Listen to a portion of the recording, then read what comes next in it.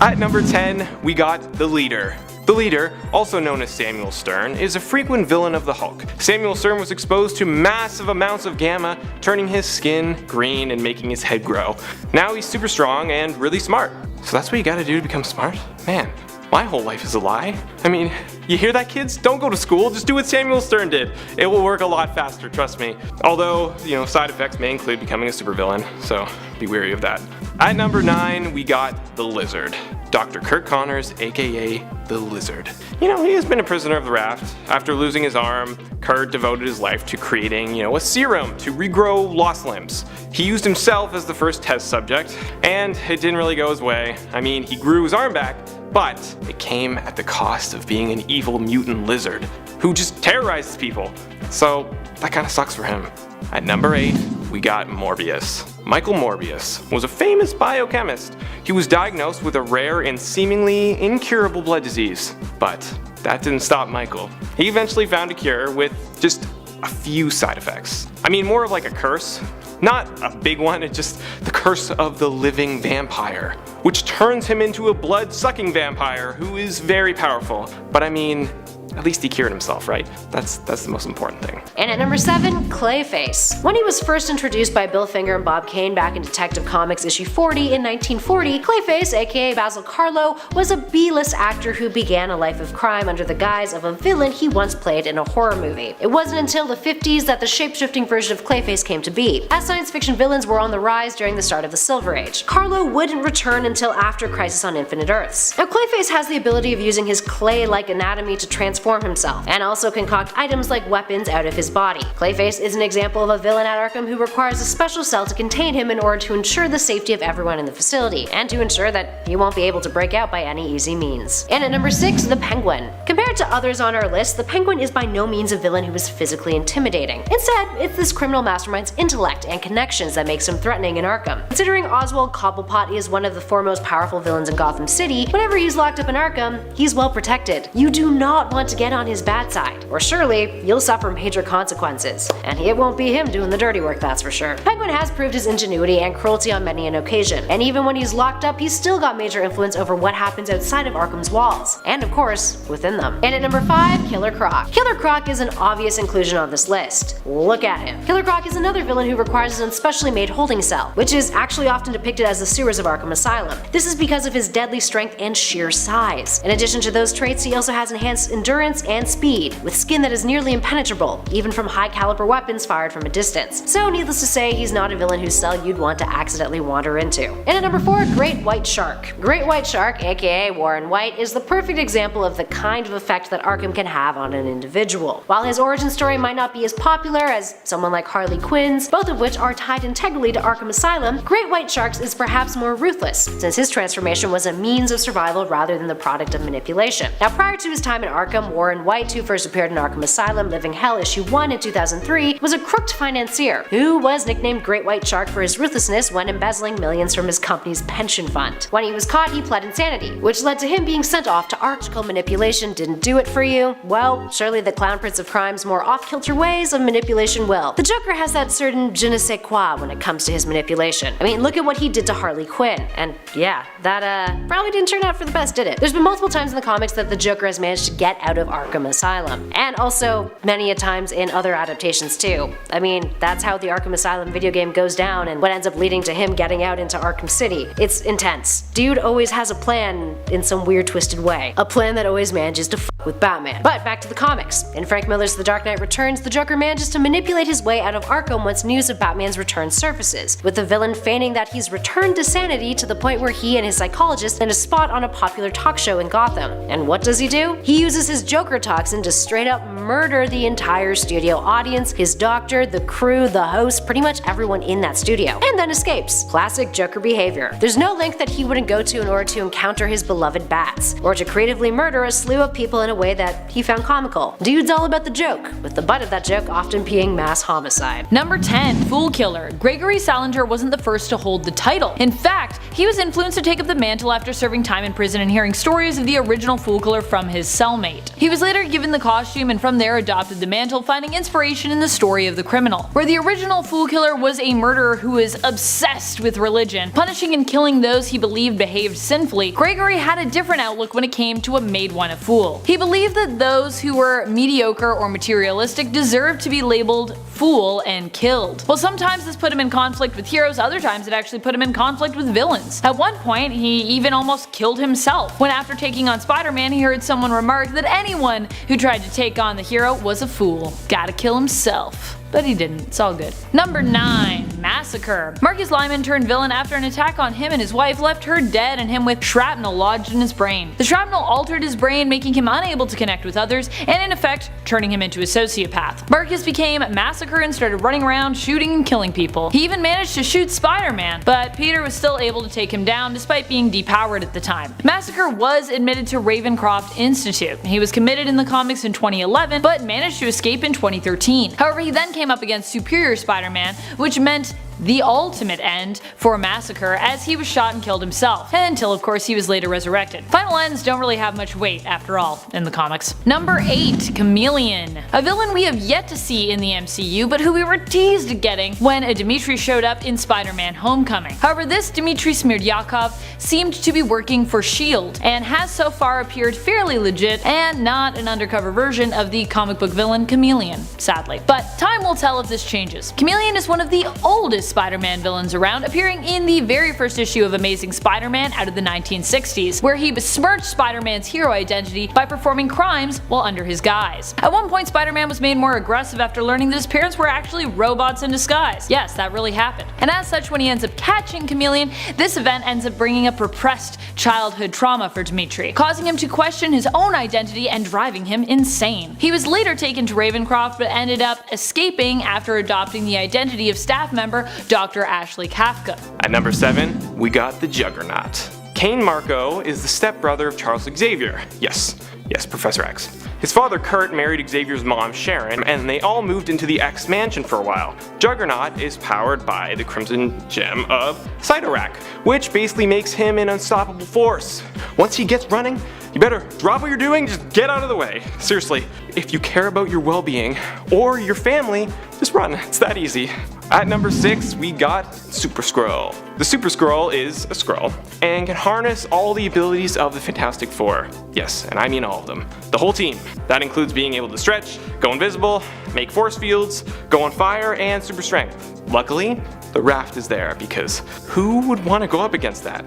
At number 5, we got Dr. Octopus. Otto Octavius is one of the smartest people in the Marvel Universe. Otto created an amazing invention that he hoped would, revolutionize the world, as they usually do. It's a chest harness that gave its user the ability to control 4 long mechanical arms. But things didn't quite go his way. They never do for these villains, man, like come on. A chemical leak caused an explosion, fusing the harness to his body and affecting his brain. He then became known as the villain Dr. Octopus. At number 4, we got Carnage. Cletus Cassidy. Cletus was a crazy serial killer who merged with a symbiote, offspring of Venom. Wow, a serial killer and an evil symbiote. Now there's a match made in heaven. After Cletus merged, he became one of the most powerful and scary villains for Spider-Man. I mean, the guy loved killing people even before he merged with the symbiote. Like, that right there should tell you why the raft is a perfect place for him. At number 3, we got Scarlet Witch. Now, before I get started, I am talking about Scarlet Witch from the MCU, not the comics. Wanda Maximoff was born and raised in Sokovia with her twin brother Petro, aka Quicksilver. They both underwent experiments done by Hydra. They used Loki's scepter, which turned out to be one of the Infinity Stones, which is why she is so powerful. She was held in the raft for a brief time after the events of Captain America's Civil War, when everyone fought each other, but no need to worry about old Wanda, because she was freed by Steve Rogers, so it worked out. At number 2, we got Green Goblin, Norman Osborn. Just saying his name just gives me chills. Norman, also known as the Green Goblin, is arguably Spider-Man's greatest foe. When you hear Spider-Man, you think of Green Goblin and vice versa. Norman injected himself with an experimental serum. Hold up. Okay, what is with these villains and injecting themselves with serums? Come on guys, it never turns out well. Like, why are you doing this to yourself? The serum gave him enhanced strength, speed, and healing. Plus, he also has a fancy glider and a ton of pumpkin bombs, which he constantly uses on Spider-Man, like all the time. At number 1, we got Dr. Doom. Victor Von Doom. Oh boy, this guy has caused a lot of trouble over the years. Almost any time there was a new problem, it was Dr. Doom. Just stirring up trouble. Because that's what he does. He stirs and stirs until he can't. No, he just keeps stirring. Doom is most known for his battles with Fantastic Four, but has also had his hand in multiple universe-wide events over the years. He comes from Latveria and is a master of sorcery. He also wears a really iconic metal mask. I mean, when you see it, you know, you're like, oh, that's Doom. Ah, Doom, what are you doing? Come on. Number 10. Calendar Man. A lot of people forget about Calendar Man, as his gimmick seemed, well, a little weak, committing crimes on specific holidays based on the holiday's theme, a motif that probably seemed less silly back in 1958, when the character debuted in Detective Comics number 259. However, over the years the character has morphed into a credible, crazed, and dangerous threat. The character got a massive overhaul in Batman The Long Halloween, where he managed to go toe-to-toe with the Dark Knight himself on a mental level, keeping him on his toes. Since Rebirth, he now has meta abilities, aging and de-aging alongside the seasons, still obsessed with the perfect themed crimes. Calendar Man showcases that with enough planning and foresight, one can be a threat, even from Arkham itself, as some of his plans have been carried out while he was still locked away. Number 9. Lockup. This character comes to us from the DCAU, that being the DC Animated Universe, the interconnected universe that began in 1992 with Batman the Animated Series and ended in 2006 with the conclusion of Justice League Unlimited. This character comes from Batman TAS, and is yet another character to make the leap from that series into the comics, a la Harley Quinn. Lockup, aka Lyle Bolton, was a guard at Arkham who felt that things were far too lax, and sets about revolutionizing it. However, his methods were so harsh they abused the inmates, and led to him being fired, which caused him to go down a path of supervillainy. As you do. That ultimately led to him being locked up in Arkham himself. The danger here is obvious. He knows the ins and outs of the system. People are already breaking out left and right and center, and now someone who worked in security there is locked up inside. Poor planning, Gotham. Poor planning. The only good thing was for a time he was content to keep people from escaping from the inside. Number 8. Jean Loring. Jean Loring comes to us from a rather contentious story arc in DC that now, thanks to the New 52 and Rebirth, is long past, but will never be forgotten. We're talking about Identity Crisis. This was a tale in which heroes' significant others are being murdered, and the heroes are trying to find out who is doing it, who has access, and why. Well, it turns out the culprit was Jean Loring, the Atom's ex-wife, who wanted to get back together with him, so conceived of a plan to murder the loved ones of heroes to get him to come back to her and protect her, even going so far as to stage an attack on herself. Once this was discovered, the Atom took her to Arkham Asylum, just locking her up with some of the most dangerous criminals while she has full knowledge of a lot of their secret identities. Atom, what are you doing? Security there is terrible. Next time an actual credited villain will be murdering family members. Number 7. Shriek. Shriek has been known by a few aliases in the comics, though it has been clarified that she was born Frances Barrison. Her life of crime started as a drug dealer, and it was during her time in that profession that she suffered a gunshot to the head, which helped cause her to become psychotic. Carnage helped Shriek to escape, and she joined him on his rampage, and the two ended up becoming romantically involved. You know you're psychotic if you're interested in dating Cletus Cassidy. She's been in and out of Ravencroft a few times and was actually temporarily cured of her homicidal nature during her time at the Institute, though she later reverted back to it after being used by the Institute as a power source for the Carnage symbiote. Shriek is known for her ability to bring out dark thoughts and feelings in others, and for her sonic beam, which allows her to create blasts using sound waves. Number 6. Morpheus. Morpheus was a regular man named Robert Markham, suffering from insomnia, who sought treatment for his condition from Marlene's brother, Peter Jr.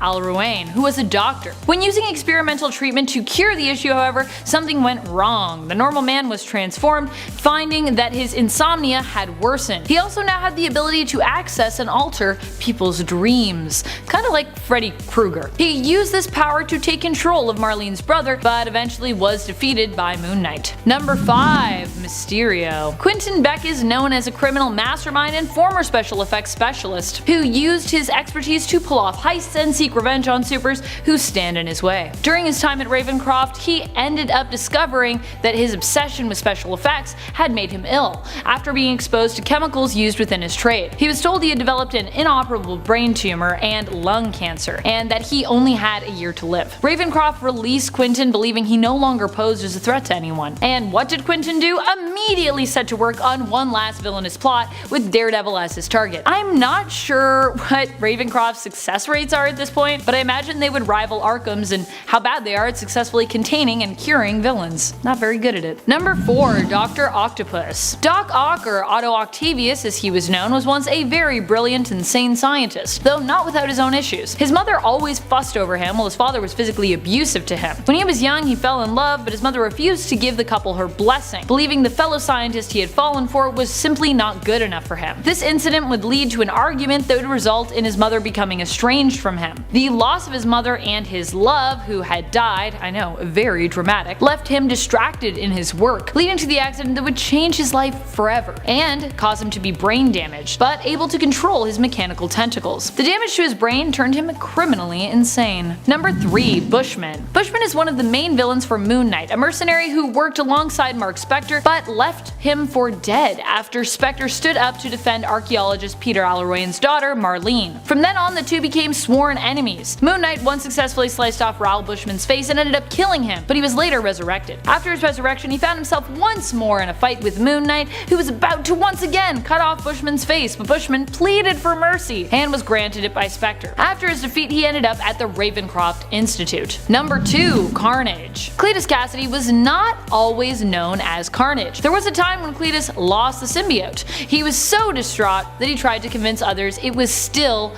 within him, putting himself in harm's way and taking on the damages though to prove that the symbiote was still there protecting him, keeping him alive. This tactic resulted in Cletus suffering severe burns all over his body, though the symbiote would later return to him and fix his wounds. He's definitely one of the most criminally insane and dangerous within the Institute. A deranged serial killer, his first kill was his grandmother at a young age. The first time he was a patient there, he was actually just a baby, as Cletus was in fact born within the walls of Ravencroft, foreshadowing his destiny perhaps? Number 1. Green Goblin. While Norman Osborn may not seem the most dangerous upon first look, he is definitely the most dangerous overall in terms of a long-term nemesis. Osborn has been the criminal mastermind behind some of the worst events in Spider-Man's life, causing him great pain. In fact, I think he enjoys inflicting pain upon Peter more than he would enjoy even killing him or just straight up defeating him. Torturing seems to be a hobby of Norman's. He was admitted to Ravencroft after he bonded with the Carnage symbiote and was defeated. Spider-Man managed to separate the symbiote from him, causing Norman to suffer a psychotic break, wherein he actually believed that he was Cletus Cassidy. When he is visited by Spider-Man, he also confesses that he believes that it is not himself but Spider-Man who is actually Norman Osborn. Moral of the story here seems to be that insanity can be contagious when it comes to the Carnage symbiote. Obviously it's got some of Cletus's insanity just built into it. Number 10. KG Beast. KG Beast is actually a Russian KGB cybernetically enhanced assassin who was trained by the Hammer. He has come up against Batman quite a few times, and despite the fact that he usually loses the day and has even been thought dead a few times, he always manages to come back. He even returned in Blackest Night as a Black Lantern. He kind of reminds me of a cybernetic Deadshot or Deadpool. KG Beast has never been imprisoned for long, and although you may not be as familiar with his appearances in comics, he one time killed an entire party of 100 just to guarantee one hit, and is known for successfully assassinating hundreds of targets. You may remember him from the animated film Assault on Arkham.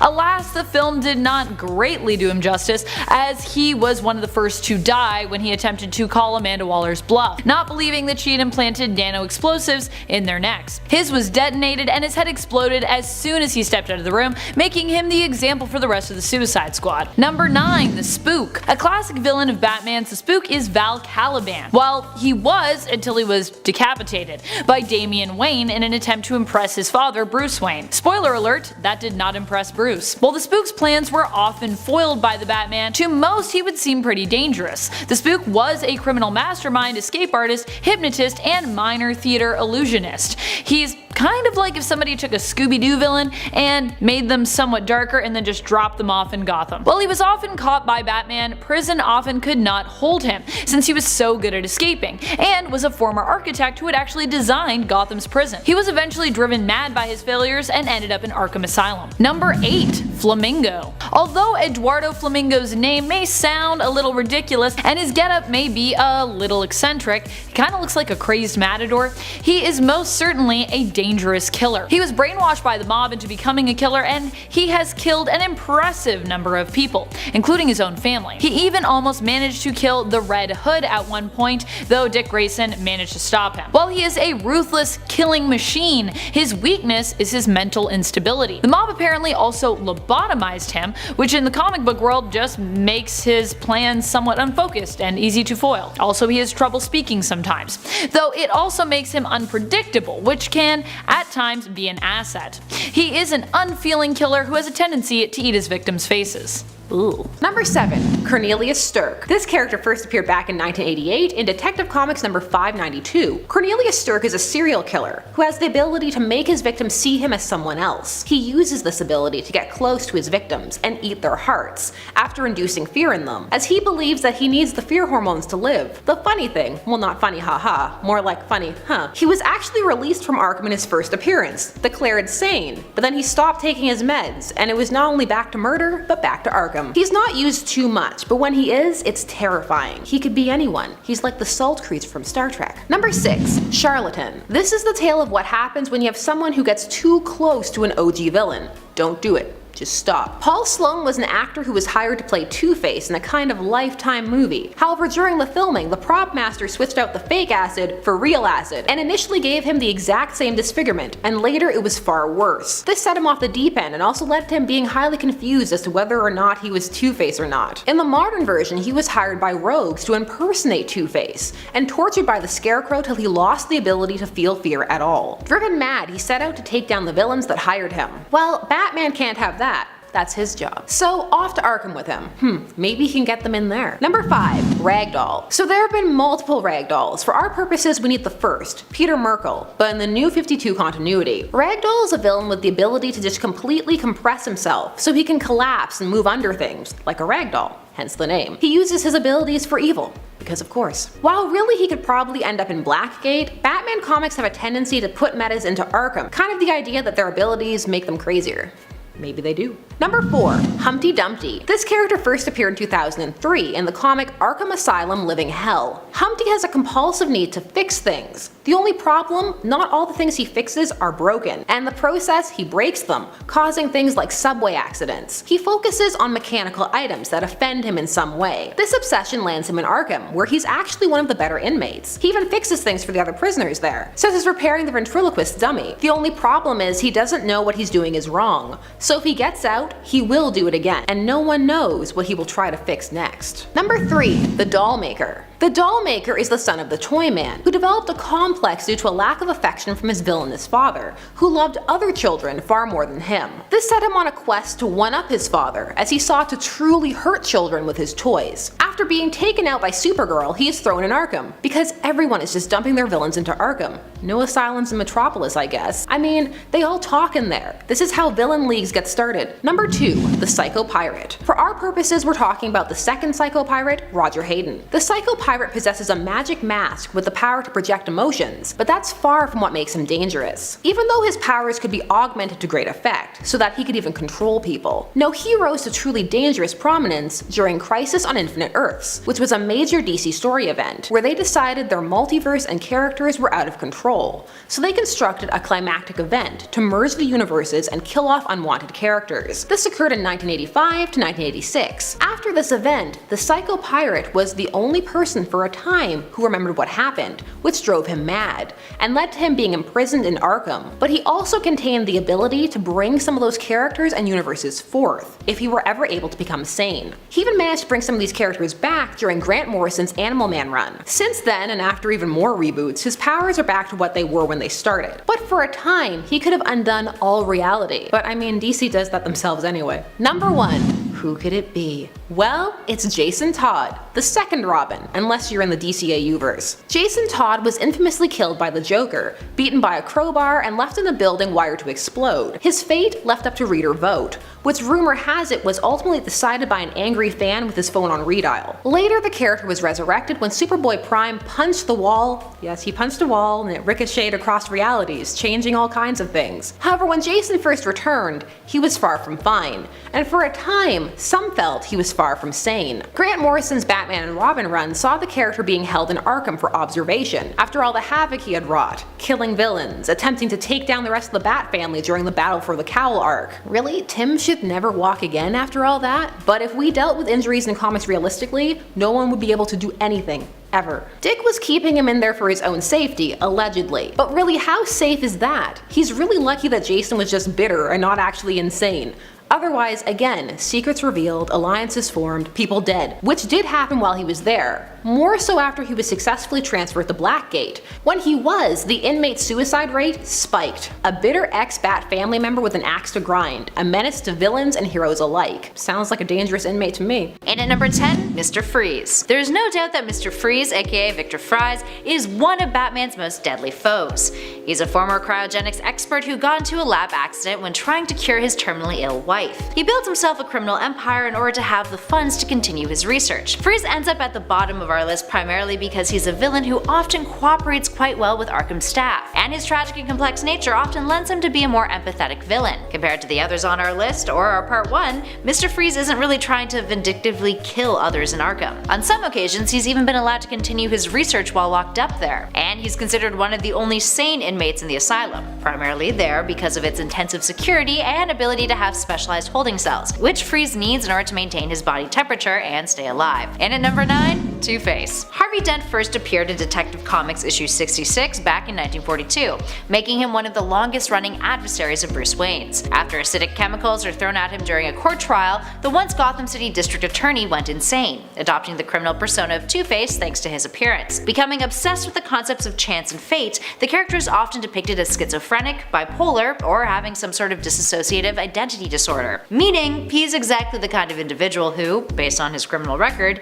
needs to be in Arkham, despite the facility's extraordinary track record when it comes to not reforming its inmates. In his post-crisis depiction, Dent had always had mental health issues, but managed to hide them thanks to his unyielding work ethic. Regardless of that, Two-Face's list of crimes is quite massive, and his unpredictability makes him a force of nature that needs to be approached with severe caution. And at 8, Lex Luthor. Ah yes, the DCEU Lex Luthor. Like much of the rest of Batman vs Superman Dawn of Justice, Luthor got a whole lot of hate for being a very weird depiction of the supervillain. He was sort of like the Joker meets the Riddler meets Jesse Eisenberg with a shaved head. Anywho, he ended up getting thrown into Arkham, which is something that's revealed in the Ultimate Edition of the film, with some dialogue noting that Batman pulled some strings to get him transferred there. Lex managed to break out of Arkham after hearing about Superman's resurrection and the formation of the Justice League, proving once again that Arkham, even in its cinematic adaptations, is super easy to break out of. Seriously, how many times has the Joker broken out? Yeah, it's a lot. Number 7, Firefly. Although all 3 incarnations have visited Arkham Asylum, I want to focus on probably the most disturbed and most famous of them all, Garfield Linz. What a name. Garfield Linz is a pyromaniac who quickly became obsessed with starting fires, and believes he can actually see visions in the flames. While he found moderate success as a pyrotechnician in the film and television industry, which lent well to his obsession with fire, he eventually found himself destitute as a result of the huge poverty issues in Gotham. Although to be honest, I feel like if you're working on effects on a film set, you really should not be prone to poverty. But such is the life in Gotham apparently. This causes him to go on a crime spree and become a professional arsonist. At one point he even started a fire in a chemical plant which caused an explosion, resulting in Firefly catching fire himself, which inspired him to later make a fireproof suit for future criminal endeavors. Surprising that Garfield did not think to do that before he was severely burnt. You playing with fire, you're gonna get burned. Amygdala. You may not remember Amygdala, but he was one of the inmates that Bane unleashed on Gotham in the events of Nightfall. Amygdala's name comes from the part of the brain that helps to control emotions and is responsible for storing emotional memories, which helps your brain determine appropriate emotional responses to certain situations. Man, if I say emotional one more time.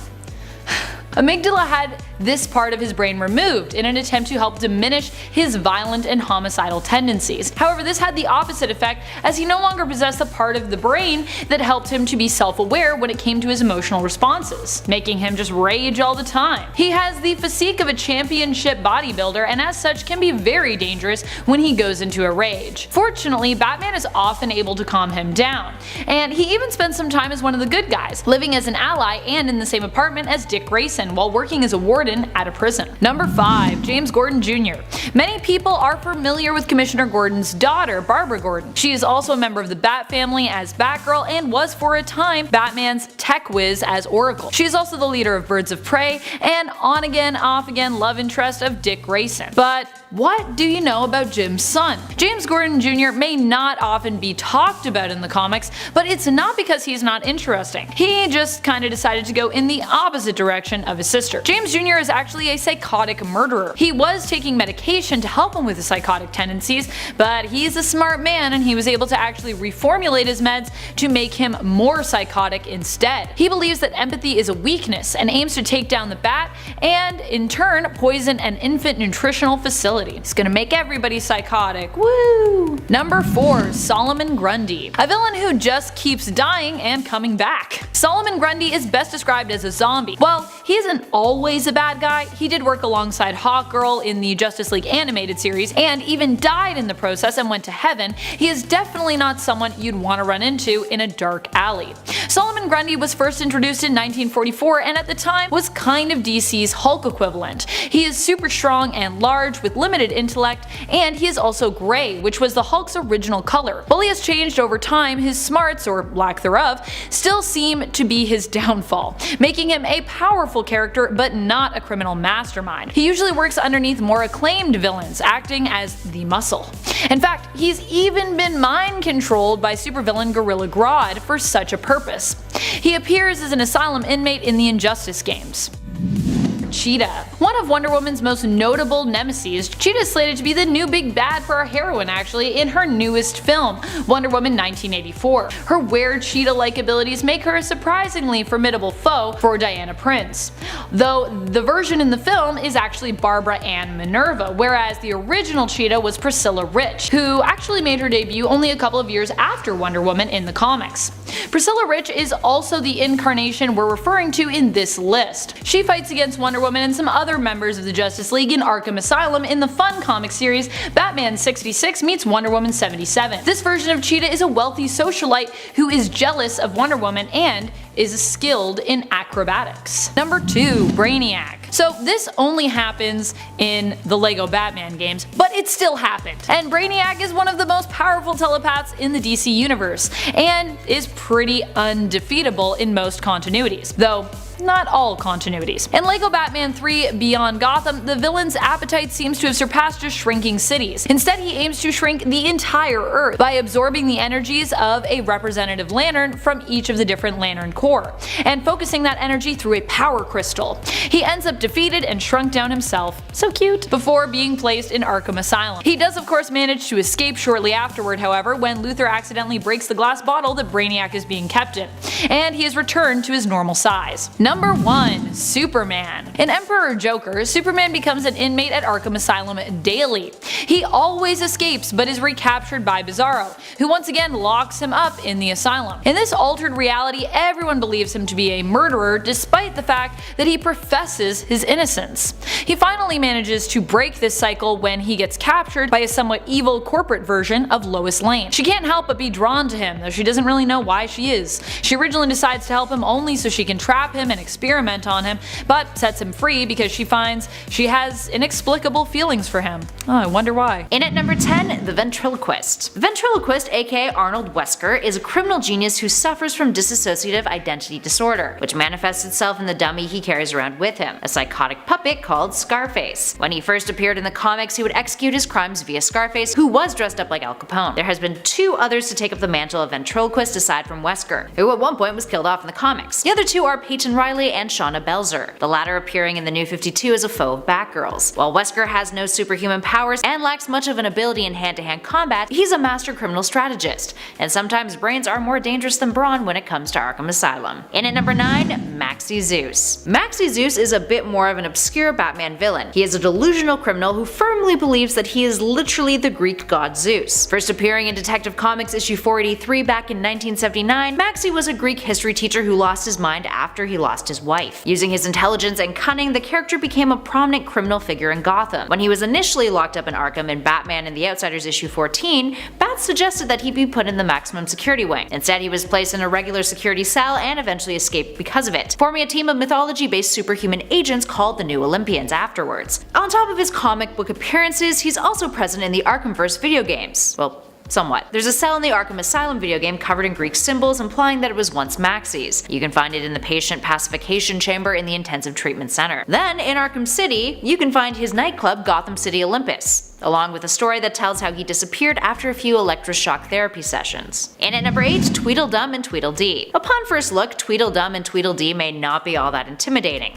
but don't let their comical appearance fool you. Based off of the characters from Lewis Carroll's Alice's Adventures in Wonderland, these 2 were first introduced into the DC universe back in 1943. During the Golden Age, they were significantly less of an issue than they are post New 52. Their powers back then consisted of them using their fat bodies to roll and bounce around. I shit you not. These days, they have superhuman strength and resistance, essentially making them big old dangerous bodyguard types. They can lift up to 1 ton, definitely a pair that you wouldn't want to get into a fight with. And at 7, Deadshot. Deadshot might not be the first character to come to mind when you think of deadly Arkham inmates, but do not be fooled. He's the most dangerous assassin in Gotham City, and knows his way around a ton of firearms, using them as his main MO. Initially, he found himself being locked away in Blackgate prison, but ended up being sent over to Arkham when he proved that he required a special maximum security facility in order to keep him in check. And at 6, the Riddler. Edward Nygma first hit the scene in DC's comics back in 1948, in Detective Comics issue 140. He's a criminal mastermind with a genius-level intellect capable of extraordinary lateral thinking when it comes to formulating puzzles and decoding them. Arguably, his deductive abilities gives the Dark Knight a run for his money. With no superhuman abilities and relying on being a brilliant strategist, the Riddler often gets real creative with his, well, riddles and traps, making him someone that any old civilian or criminal needs to be extremely cautious when in close proximity to. And at number 5, Doctor. And at number 3, Scarecrow. Scarecrow is the master of fear. First appearing in World's Finest Comics issue 3 back in 1941, Jonathan Crane has occasionally been depicted on alternate Earths as a staff member working at Arkham Asylum who is driven mad by the environment. But as far as the main continuity is concerned, he's always been much more of an inmate. Crane is an expert in psychology and biochemistry, and uses fear-inducing drugs and toxins that cause those affected to severely hallucinate, experiencing their worst nightmares. He is quite literally addicted to fear, and one of the only things he himself fears is Batman, which causes him to compulsively seek out confrontations with the Dark Knight. And there's nothing quite like an addiction to motivate you. Causing trouble at Arkham or attempting to break out isn't out of the norm for him, all to get Bat's attention. Perhaps the most terrifying iteration of the Scarecrow in Arkham Asylum, though, comes from the Arkhamverse video games. In Arkham Asylum, the Scarecrow is featured in arguably one of the best and scariest boss battles in the entire franchise, with Bruce experiencing extremely traumatizing moments based on his past, all thanks to Scarecrow's fear gas affecting him. It's an excellent level design that really encompasses so much of what Batman is all about, all while allowing the Scarecrow to really shine at his most deadliest. And at number 2, Hugo Strange. Hugo Strange is another example of a character who has gone from being an Arkham staff member to someone who has gone entirely mentally insane, depending on which alternate Earth depiction of him you're looking at. The character is one of Batman's earliest recurring villains, having first appeared in Detective Comics issue 36 back in 1940. He debuted as a mad scientist bad guy who uses something called a concentrated lightning machine to create dense fog in order to allow his gang to rob banks unseen. Batman stops him and Strange manages to set a trap for him, but eventually the Dark Knight is victorious and ships him off to jail. Strange's next appearance features him breaking out of the city asylum, prior to it being given the name Arkham. He uses 5 other inmates as test subjects, turning them into 15-foot tall monsters. Fast forward to post-crisis, his origin story changes, with him initially helping a police task force capture Batman, becoming absolutely obsessed with the Cape Crusader. He ends up using inmates from Arkham to test out his experiments before having a mental breakdown of his own. His obsession with Batman Batman and his genius-level intellect, along with his mastery of chemicals and psychology, makes him a threat to anyone locked up with him. He's been known to manipulate the worst of individuals. In addition to that, he plays a massive role in the Arkham City video game, with him being a ringmaster of sorts. It's all about manipulation with Doctor Strange. And he's not Doctor Strange, he's Hugo Strange. It's all about manipulation with Hugo Strange. And finally, in at number 1, Bruce Wayne. No one said this list had to only be bad guys. Batman has been admitted to Arkham on several occasions. And actually, Bruce Wayne's admission to Arkham is the entrance point for the storyline in the Arkham City video game. In that case, Bruce ends up getting admitted so he can put an end to the chaos that's now brewing inside of the newly established Arkham City, dragging him into a bigger plot by Hugo Strange and ultimately the Joker, in what is arguably the best written game of the series and one of the best superhero video games of all time. Anywho, in the comics, Batman was once admitted to Arkham after Jeremiah Arkham had rebuilt the facility in order to test out its effectiveness and functionality, which ultimately led to Black Mask throwing Batman into a cage match against other inmates. Generally, his stints in Arkham are voluntary, but that still does make him an inmate. And hey, I don't know about you guys, but I definitely would not want to be locked up in there with him, especially if I was a criminal. No bueno. And at number 10, Zsasz. Victor Zsasz is pretty f***ing scary. Sure, he doesn't have supernatural powers like some of the other villains on our list, but he is batshit insane and oh so dangerous. While the Gotham television series doesn't quite do him the justice that other adaptations like the Arkham video games do, Zsasz is definitely not a character to take lightly. For context, all those tallies on his body, well, there's one for each and every person that he's killed. He's proud of his kills. He wears them like a badge of honor. Zsasz also operates in a much more subtle fashion compared to other inmates locked up in Arkham. He isn't a showman, and he keeps to the shadows. Needless to say, if he were to break out of Arkham, he's the kind of threat that would have both citizens and the Gotham PD shaking in their boots. And at number 9, Man-Bat. Kirk Langstrom, aka Man-Bat, is an example of a vicious villain who needs a special holding cell, or at least when he's under the influence of his serum, that is. Langstrom was a zoologist who attempted to extract a bat's sonar sense, and tested the formula that he created on himself, which resulted in him transforming into this hideous half-man, half-bat hybrid, and also gave him the ability to have that sonar thing. So it worked, but like, bad consequences. When he has his serum, his intelligence depletes, and he goes on a mad rampage, becoming almost incontrollable. Strength, endurance, and agility reaching superhuman levels, along with the ability to see in the dark thanks to his bat-like abilities. Needless to say, Kirk is much easier to subdue and keep locked up in Arkham while in his human form. But if arriving at Arkham in his Man-Bat form, well, let's just say that I hope the security guards have a whole lot of tranquilizers on hand. Up next, number 8, Professor Pig. Professor Pig is one messed up Batman villain. This sick SOB's MO is to perfect people by making them into Dollotrons. Yes, perfect. This is a process of his in which he bonds false doll faces to his victim's face in a permanent and gruesome manner, using the likes of hammers, ice picks, cordless drills, you name him. He's versatile. One of the weirdest and most insane villains to ever be written into Batman's comics, he's genuinely disturbed, a trait that should not be taken lightly. The one reassuring thing about Pig is that while he's kept secure in Arkham, he's less of a threat than others on this list. But the second that he gets the chance to continue his work, well, let's just say you'd want to be far, far away from this inmate. And at 7, Doodlebug. Doodlebug, aka Daedalus Bach, is a self-proclaimed artist of sorts. Or rather, he believes he receives visions of inspiration and then recreates said visions on whatever canvas they indicate, which often means he uses people as a canvas. Gross. Dude is a murderer. He killed his cellmate Junkyard Dog, who was a poor fellow obsessed with collecting and investigating trash, by plucking his heart out of his chest with his bare hands. Just like, oh.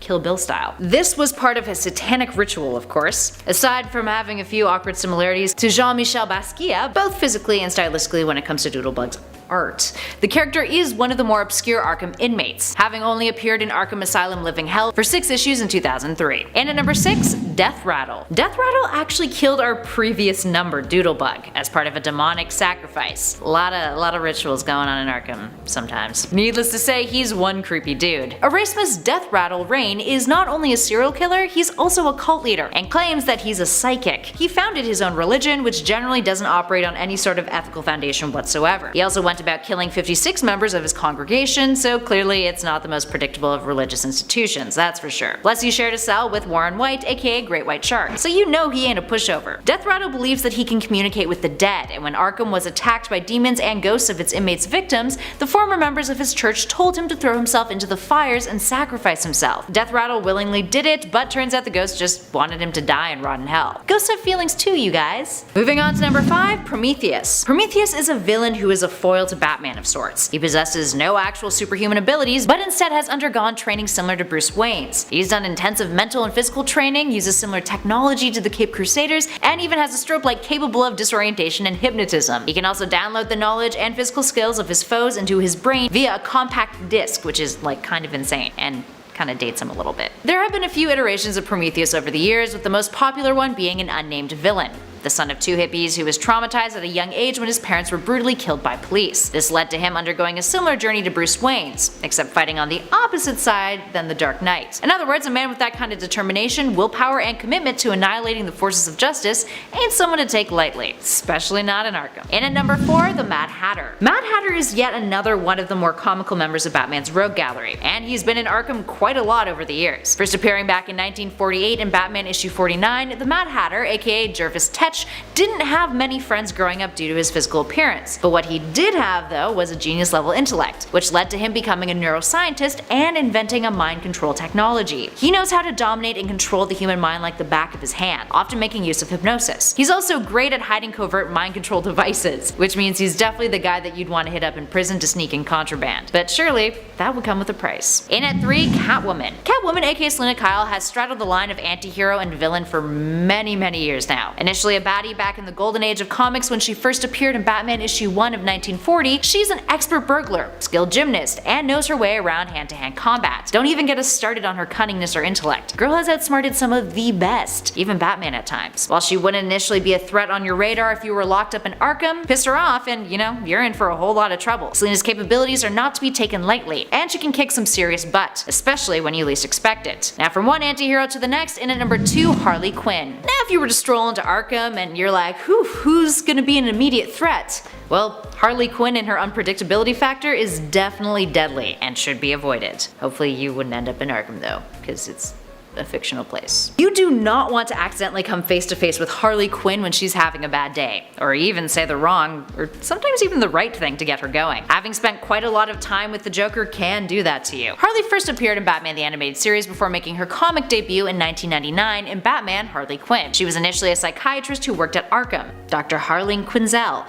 who fell victim to the manipulation and influence of the Joker, falling in love with him and becoming his sidekick and accomplice. She herself became quite skilled in manipulation, and her unpredictability, as we mentioned, is one of the most dangerous things about her. These days, Harley has shifted into anti-hero territory, no longer in the Joker's grasp. Instead, she's now dating her once best friend Poison Ivy, and the side perk of that relationship is she's become immune to various toxins, healing quicker from minor wounds, as well as getting a boost in strength and her natural agility, something that definitely would come in handy when it comes to riots at Arkham, since those seem to happen a lot. And finally, in at number 1, Ra's al Ghul. Ra's al Ghul is a criminal terrorist and mastermind. He's got a genius level intellect, he's a master alchemist, a master swordsman, has longevity thanks to the Lazarus Pits, and a knowledge of mystical objects. There's a lot going on there that you would definitely not want to run into and ever cause trouble with. On top of that, he's also a villain with a point, and really, that's probably the most dangerous thing on this list. When it comes to being locked up in Arkham Asylum with Ra's is the leader of the League of Assassins, meaning he's got a whole lot of henchmen, and that is not something that is good in Arkham Asylum if you are not someone who has a whole lot of henchmen. Ra's has also been a match for Batman many a time. Hell, he respects Batman, referring to him as detective. Ra's has been described as a 700-year-old international terrorist and has come back to life on multiple occasions, meaning he's not the kind of dude you want to have holding a grudge against you. He's also a guy who believes that achieving perfect environmental balance is achieved by killing off most of humanity, so like that is also a thing. A fellow as ruthless as that ain't someone you want to be tangoing with in a prison cell, that's for damn sure.